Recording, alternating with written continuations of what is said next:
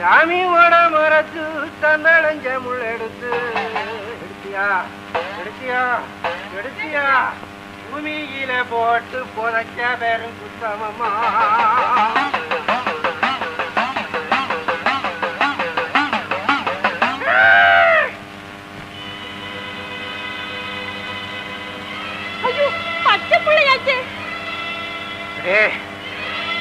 கற்பண்ணசாமிய காக்க வைக்கிற பிள்ளைய புடி. என்ன குட்டி சாமி காரியம் இல்ல போயக்கு.